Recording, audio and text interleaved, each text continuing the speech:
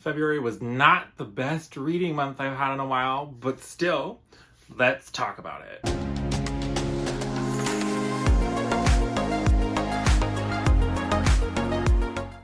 Hi guys, welcome back, bienvenue and all that jazz. It's time to talk about some books. Today we're talking about the books that I read in February. So let's just dive right into some of the stats. So I read 6 books total in February, and my overall star rating was lower than it has been in a while by almost like half a star, I want to say. So don't love that for me, but there was one 2.5 star book, one 2.75, two 3.75, one 4.5, and one 5-star book in this short little month. My reading was severely impacted by Horizon Forbidden West and Elden Ring. So it's all good. I'm still consuming stories, just in a different media, shall we say. So, I mean, you know how it goes sometimes. We'll all have ebbs and flows, but I still got through 6 books. So let's just jump right into the books that I did read. I'll go from my least favorite to my favorite book of the month. So the winner of least favorite, shocking, absolutely no one, is The Emperor's Blades by Brian Staveley. That was my 2.5 star read. And I mean, I would say it was fine, but it wasn't fine. It was like sub-fine. So, I mean, this is a story that in the blurb sounded like you basically get to see the 3 children of this emperor who has been assassinated, and you get to see how they respond and start trying to figure out what happened to their dad. But that's not really what happens in this first book. This first book is much more seeing his 3 children. We have one who's studying with some monks. We have one who's studying to become part of this elite fighting force that fight off of these gigantic eagles. And then we have the 3rd child who is in the capital city working as like a minister of finance. And we basically get to see all of them just training for the entire book. There's not really a whole lot going on as far as that assassination plot. There is a little bit when you get to the female perspective, but so that, I think this book definitely suffered from like inaccurate blurb syndrome, because what the blurb promised and what the book was were not the same thing. So that was like the first issue. The second issue, it's a thing that I've hated in fantasy for a long time, and that's when authors intentionally use sexual assault or things of that nature in order to try to elicit a emotional response from you. And I do understand that like those are real things, those can be real themes that are explored, but I feel like you have to be a little bit cognizant when you're doing those things to make sure that they don't come off as just like you're using it as like almost like a gimmick, because obviously those things are much more serious than that. And that was basically how he made his evil villains evil. They weren't very nuanced, they weren't very interesting, they were just rapey McRaperson, and that's just not my jam. And like, I did not need such a long book of training sequences. We could have sped that up a little bit. It's fine. I mean, I hear that this trilogy is really good, so I have been continuing with book 2, and so far book 2 is better than book 1. Take that for what you will, but that was the first book I finished, or not the first book that I'll talk about. My next book was Ought to Be Dead by Scott Warren. This is my 2.75 star book. This was kind of like if you took some of the world building elements of Dark Souls with you being an undead that can be resurrected almost infinite numbers of time, and you throw that character into The Witcher. So he is like this undead monster hunter, basically. It was fine. You know what I mean? Like, it wasn't the deepest thing, it wasn't the most exciting thing, it wasn't the most original thing, but it was fun. And that's all I really have to say about that book, so we'll just move right along. We then have my 2 3.75 star books. The first I'll talk about is Peril by Jim Butcher. So that is book 3 of the Dresden Files. these continue to just be kind of candy fluff entertainment that I have on audio while I'm working at the bench in lab. And so, I mean, they're just a fun time. This one I did start to see hints of what some of those deeper plots that people always promise you with Dresden will be. And so I'm excited to see kind of where the series goes and progresses from here. I do wish that the audiobooks, his narration is fantastic, but the quality is not my favorite.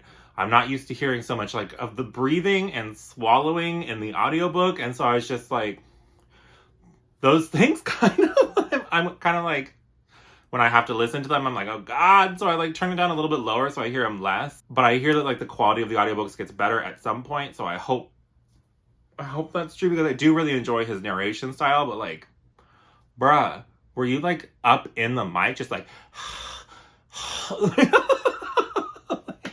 and nobody told you? Like, but it continues to just be fun. This book I was a little bit more disappointed in, because in the first few chapters they set up this like really creepy atmosphere with this creepy ghost, and then I was hoping that would kind of continue throughout and it would be like a ghost story, but no, it was like a vampire story. So I felt a little bit bait and switched, but it was still just a fun time. The next book that I'll talk about is The Justice of Kings by Richard Swan. This was my second 3.75-star book. I got this as an ARC to read and review, and this book fell prey to just overhype. Like, by the time I got around to this arc, I had seen so many people just like, oh my God, it's the best book ever. But I was like, okay. So like I was reading it and it was good. It was basically like if you took Sherlock Holmes, kind of threw him back into a much more older setting, maybe like Roman era-esque setting where you're having the fall of an empire. So there's these political tensions going on, especially in the fringes of your empire, and then there's a murder mystery. So it was good, but it wasn't great, you know what I mean? Like, the murder mystery was fun. I have always enjoyed watching that almost like murder, what do they call it? Like South Park, like murder porn. Like that kind of stuff I find interesting. So like CSI, true crime, all of that kind of stuff I've always enjoyed. And so this felt very much like watching an episode of CSI if it was during the fall of Rome. As far as it being a fantasy, I mean, the fantastical elements are very minimal. It is a fantastical world in that it's not our own world, but the magic is not really all that prevalent. It's used a little bit, and the magic is almost... It made me think of Skyrim with like Thunes, where like the justice has like his voice that he can use on you and make you tell the truth, basically. And there's a little bit of like necromancy sprinkled in, but those are not really the focuses of this story. The story is at its heart a crime novel that, as he's sorting through the crime, you start to see these wider political machinations that could be undermining the empire as a whole. And so it definitely feels like a setup for future books. And I had a good enough time that I will read the second book, but it definitely just was not like that amazing, mind-blowing experience that I was expecting after hearing all of these people being like, The Justice of Kings is the best. You know what I mean? So just be wary of hype trains, my friends, because if you get swept up in them, that's not always helpful. We then have my 4.5-star book, and that is Rise of the Mages by Scott Drakeford. So this was just a good time. You know how sometimes when you read your fantasy, you're reading it for themes or characters and like that kind of stuff? And other times you just want the fun adventure story that you get really excited about and you're really into and has cool magic. This is the latter. I had such a fun time with this. This book had brothers looking out for each other, trying to do anything they could to help their brother out. There was latent magical abilities that some we didn't know about, so we get to use that as a mechanism to learn more about the world building, which is kind of one of my favorite ways of learning about world building, to be honest. I won't belabor this book too much. I do have a full review on it on my channel, so I will link that wherever. And if you want more information about this book, you should definitely check it out there. But if you haven't heard of it, haven't read it yet, would highly recommend. It is so good. And then my favorite book of the month, shocking absolutely no one, is Age of Myth by Michael J. Sullivan, my 5-star read of the month. This is book 1 in the Legends of the First Empire, the prequel to the prequel to the prequel series. Because he has his main Ryuria of Revelation series was like the OG. And then he wrote a prequel to that, Ryuria Chronicles. He then wrote the prequel to that, which is the Legends of the First Empire, set like a few thousand years before the events of those two. And he is currently writing a prequel series that lies in between that 2,000-year gap. And so I wanted to start with this series. I know, blasphemy. So I started with the Legends of the First Empire, which is not publication order.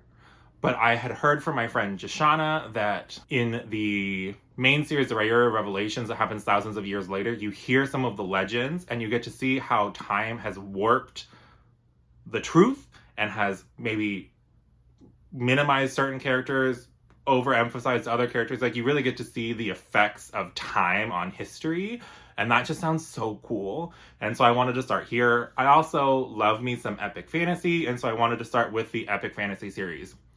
Sue me.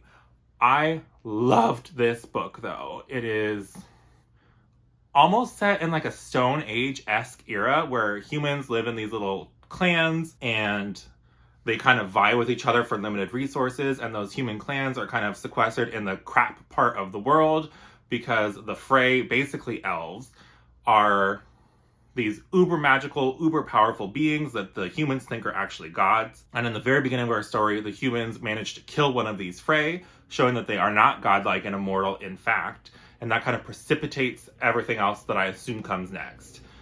The characters were wonderful. I loved every character in this book. I have a whole spoiler-free review / spoiler-filled gush, and so I will link that on my channel. I will be shouting about this series for a very long time, and I cannot wait to continue it because it is so good. If you have not read Age of Myth, I'm sorry, but like, what are you doing? You should go read that like ASAP. That's all I have for you guys today. I hope you enjoyed this video. If you did, please think about giving it a like. If you haven't subscribed already, please do so. Other than that, I hope you have a great rest of your day, and I'll talk to you again soon. Bye!